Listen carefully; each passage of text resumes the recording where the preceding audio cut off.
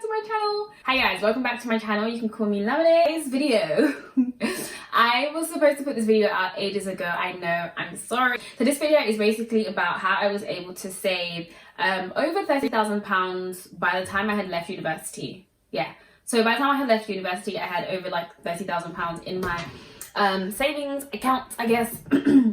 And I thought that I really wanted to share this because there's definitely the whole narrative, which is like true as well, of like, you know, the broke uni student, and that if you leave university, you're gonna be broke, and then through uni, you're gonna be broke and stuff like that. But it doesn't have to be the case, and you don't have to come from a rich and wealthy background for that to not be the case for you. So I guess that's why I kind of saw this video as relevant. Hey guys, so basically when I re-recorded this video, it just wasn't as good as the first time that I did it. So I'm actually going to show the video that I made from the first time, but I just wanted to add like an addition to the video, because even though I speak about this process, which we'll go into in the next clip, there were a lot of factors that worked in my favor that has allowed me to save the amount that I've saved. Some people don't like talking about money, some people do like talking about money. For me personally, I know that the people that I have watched that have spoken about money have opened up my mindset so much. Women especially who have spoken up about money, making money, how much they make, how to make money, and particularly people that I absolutely love watching, and I would also recommend to you guys: Lavish Ruby, Erin on Demand here on YouTube, Britt Castillo from the Life Coach School podcast. She makes multi-millions a year. Patricia Bright, of course, Patricia Bright as well. Anyways, the point is that other women who have been open about their finance, it has helped me so much, so I hope I can do the same. I don't even have half as much money as some of these people, not yet anyways, but the little that I do have, or the little that I have learned, I want to share with you guys. So to get into the point, today we're going to be speaking about how I was able to save 30k way before I actually left uni. I saved this maybe in like by the end of 2018. There are some of us out there, and I've been like that as well, that when you see other people doing things, right, when you see it, you hear, oh, I moved that at this age, or I did this at this age, I did that at that age. There is an element of not comparing yourself, yes, but there's also another element that can harm you, which is when people look at things with skepticism. Before you even clicked on the video, you're already watching the video just to like confirm to yourself why this person was able to do it and why you're not. Like, for example, oh yeah, but it's because their parents helped them. Oh yeah, but it's because they live in this place. But yeah, that's because they have a YouTube channel, blah, blah, blah. And you make all these excuses for yourself every time you see someone doing something that you're not. And that will hinder you massively from actually making money. Like, there is such a thing as a money mindset. Like, it is so real. At the end of the day, not everything that everyone says about money is going to be applicable to you, because everyone is in completely different circumstances. But just because you can't apply someone's strategy doesn't mean that you can't apply the principle behind some of the things that these people are doing, you know. Also, I don't want the emphasis on this to necessarily be on how much I've been able to save, but more so the skills, the knowledge, the principles that I have applied, because at the end of the day, you can save so much more than I have, or you can save a little bit less. The quantity in itself isn't important. The important thing is knowing that you don't have to, like, the important thing is knowing that you can leave uni in a better financial situation than you would have left if you hadn't watched this video or watched other people's videos. And guys, before we get started, please thumbs up this video, because you already know it's going to be good. I think most plainly put, there are only two ways, really mainly only two ways for you to save. One is increasing your income, and the other is decreasing your expenditure, both of which should leave you with surplus cash. I definitely did both. Going into uni, I had already saved £8,000 because I took a gap year, an unexpected gap year. But I already made a video about this on my old channel. And it's called How I Saved £8,000 in 8 months, something like that. So yeah, you guys can watch that video, but just know that going into university, I'd already saved £8,000. And the good thing about that is one, I did not need to open a uni student account. I didn't get an account that had an overdraft or anything like that. The most important thing that I did to get money, to make money at university, was paid internships. And I feel so strongly about this. Like, everyone at university should do some sort of paid internship. Like, if you want to. I mean, if you don't want to, then that's your own business, but it is open to everyone. There are so many out there. Every year I had a spring internship, which basically takes place in April. So the Easter break, basically. In the summer period, which is like when you're a uni student, summer is long, like maybe like 2 to 3 months. yeah, I would also do internships within that period as well. So in my first year, I did a spring internship with KPMG, and that was paid. It was a 3-day internship, and like, it was a 3-day internship. You wasn't even doing any work. I wouldn't even call it an internship. I'd call it like an insight week. Imagine you're just sitting there watching presentations, maybe do one case study at the end and present what you've got, and you're getting paid just to do that. I paid internships as well for spring. I know my friends did Goldman, that was a 2-week, Goldman Sachs, so it's an investment bank. That was a 2-week spring internship, and I think it was £350 each week. So imagine if you did both of those, which you could definitely do. Like, I know multiple people who did up to 4 spring weeks. I did 2 spring weeks.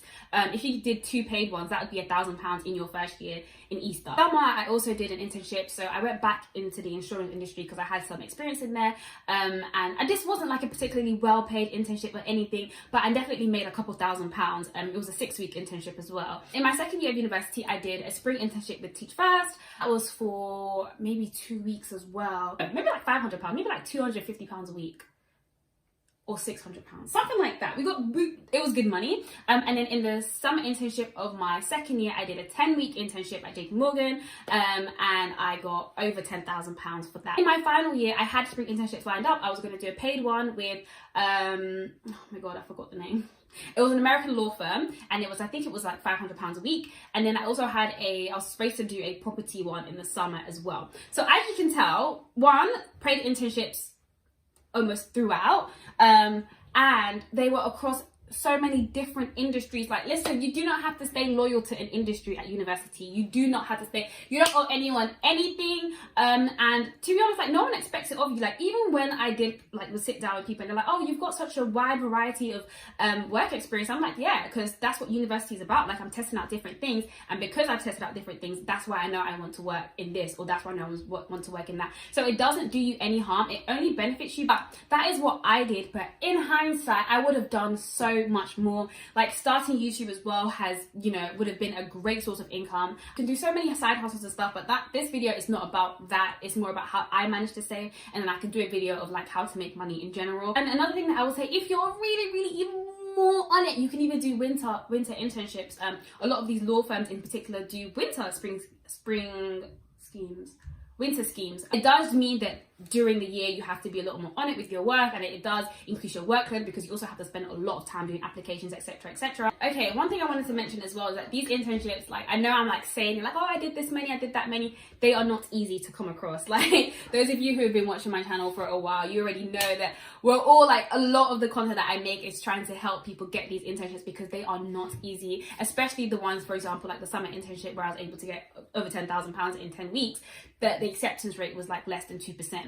So I do have an online store where I literally have almost all the resources that you would need to help you succeed. So I have my CVs, and by the way, guys, I spoke about loads of different industries. I had separate CVs for each of those industries.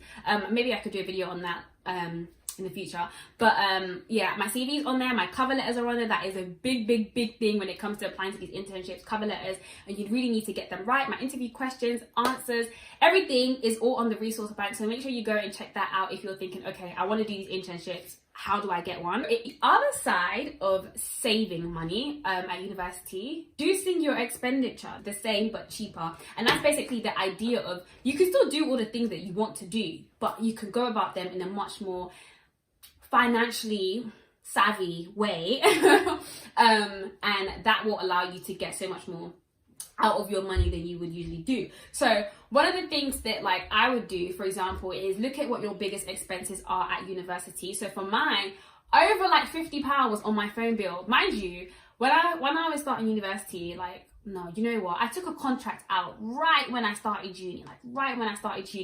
I took out a phone contract, and I think it was called the iPhone 8 at the time. And that meant that my bill was like so high. Like, it was like, it started off at like £50 or so. And then, like, listen, this they're crooks. Every month, every week, it will just be going up by, plus 1.02%. I'll just be seeing £51, £52, £53, 56. Like, listen, this phone is getting older and older and older. Why am I paying more and more, like, every week, every month? This is not making sense. But yeah, so it got to a point, I think maybe in like second year or so, and I was like, no, listen, I cannot be paying £50 a month for this phone when there's already another iPhone that's come out. People who weren't on EE, they were all having unlimited data. Listen, I think I was on like was it 2? No, it wasn't 2 gig. I think it was on 10 gig, and it just would always finish as well. I was always finishing that and then buying like another 2 gig for for £50 a month. Oh no, honey.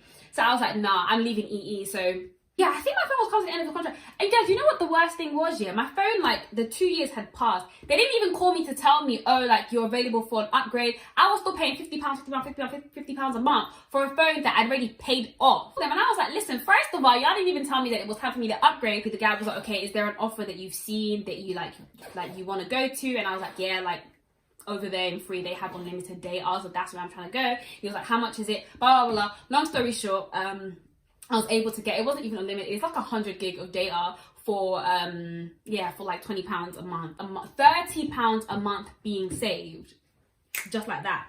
And then another thing that I wanted to do at university, which I think everyone sort of gets into at one point, is going to the gym. And I realized that, listen, gym in central London is expensive. Like, I think it was minimum like 30 something pounds just for like the standard thing. I was like, girl, it's not that serious. I'm not gonna be using the gym that much. Like, at this point, I'd rather have gotten a 5-day pass, a 1-day pass for £5, because I knew I wasn't gonna be using the gym that much. I saw that if someone else already had a gym membership, or if you do it with someone else, right, you can have this feature where you can get 4 times a month. It could like bring a friend with you. This is perfect because that's probably the amount of times that I was going to go to the gym anyways. I mean, I wanted to be a gym babe, but it was never that serious. I was going to be going every single day, like So I was like, okay, cool, I want to do that with someone. So I ended up doing that with someone, and basically, yeah, like, it was a £10 extra for that upgrade. And then with that upgrade, you also got to go to all of the branches of the gym, so it worked out for both of us. You would just pay £5 off of their bill as well. So basically, let's say I'm paying £15 and they're paying £25. They can now use the gym at multiple locations. They can also go with me and they're paying £5 less. So it works out for them and it works out for you as well, because now you're beating the £5 daily pass for 4 times a month, which would be £20. You're only paying 15, so you're saving in that term. You're saving in terms of if you actually got the full gym membership. Just do like a class. I would go to do yoga classes. I would do leg bums and tums. It was really, really fun. And then if I wanted to extra like gym time, which I really didn't, I would just run outside my house in the park because the pavement is free. With your friends, like me and my friends always do that with like Pretty Little Thing, ASOS, next day delivery, like just share each other's. And one thing that you guys will realize that I won't say when it comes to money is budgeting. Not because it's not good or it doesn't work or something, just because I just don't do it. I actually don't do it. Some people would say that I do it. What I like to save is I put the money aside. I think I probably should do a video on.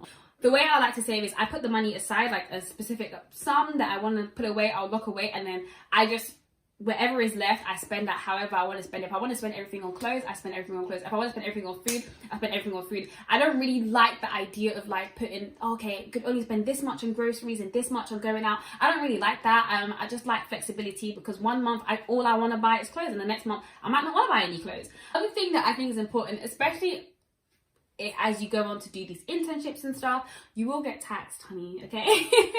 You will get taxed. I remember like for my the 10 weeks on my internship that I was doing, when I went on my like government taxes account, what's it called, government gateway, like you can actually see like all your past employment history and how much you've earned and how much went towards. I remember going on to government gateway and they were taxing me like I was earning 72, like my yearly salary was 72k. I was like, hold on, honey. This is a 10-week internship, but obviously they don't really see it like that. It was a lot of money. It was a lot. But the good thing is, if you make, I think currently the tax-free allowance is like £12,500. You can claim all of that, as long as you make underneath that, all of that income tax, you can get it all back. And I would then use that as like a savings pot to go and like for a holiday or something. So let's say I might have already booked the holiday, but then I would use what's in the savings pot as like my budget for how much I can spend on that holiday. After April the 5th, you can claim it back and then you can use that towards something, or you can just use that as just savings and then just lock that away. And the good thing about that is literally directly related to how much you worked or how much you earned. So that's kind of a good way to sort of like reward yourself. And obviously one of the biggest factors that helped me when it came to saving was the fact that I moved back home after my first year of uni. Living out just didn't make sense, and I was also paying for food.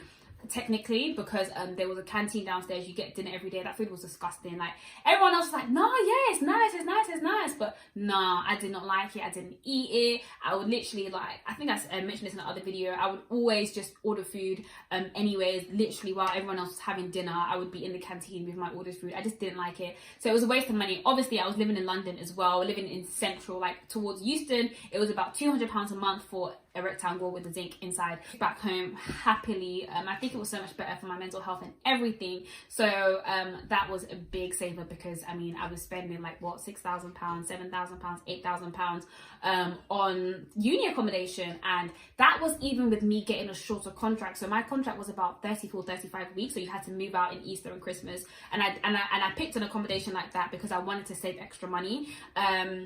And it was still a lot.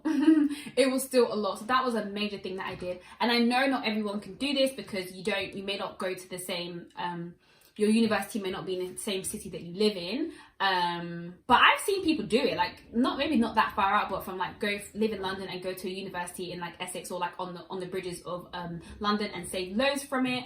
Obviously you probably want to schedule your timetable so that you only have to come in 1 or 2 days a week. I've seen people like get like a 1-bedroom flat, but then use the living room as another room, and then split that rent with someone, and it's a lot cheaper than getting a 2-bedroom flat. There are so many different things you can do to try and like cut down living expenses, especially when you are going to uni in London or living out in London, because it is so expensive. Like, I'll get into a little bit more of this in another video, but one of the things I was also able to do as well, because I had a good amount of savings, actually I'll definitely get into this in another video, I stopped my student loan payment. So I stopped taking student loan in my 3rd year. So I think I didn't maybe take the last payment or the last 2 payments of student loan, just because I was like, I'm in a really good financial position. I really don't want to take more debt onto my plate right now.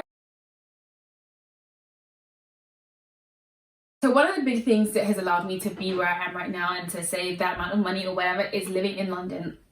If you live in London, you have a privilege that a lot of other people do not have. So the first reason being is being and living in London.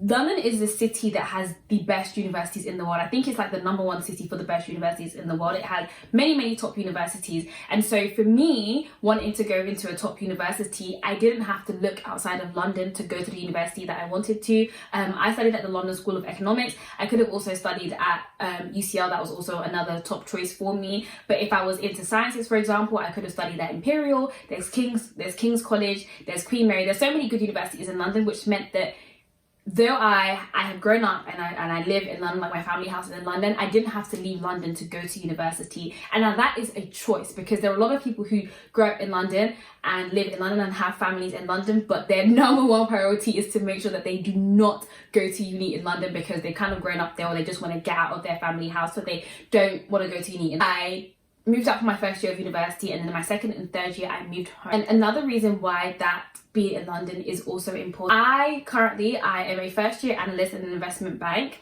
and I always knew I wanted to go into finance, and I always knew that I wanted to work in banking. Now, between London and New York, those are the world's biggest financial hubs. Obviously, living in London and wanting to go into finance, that was perfect. Like, you know, I can get bus to the city, I can get bus to Canary Wharf, which are the 2 main financial hubs within London.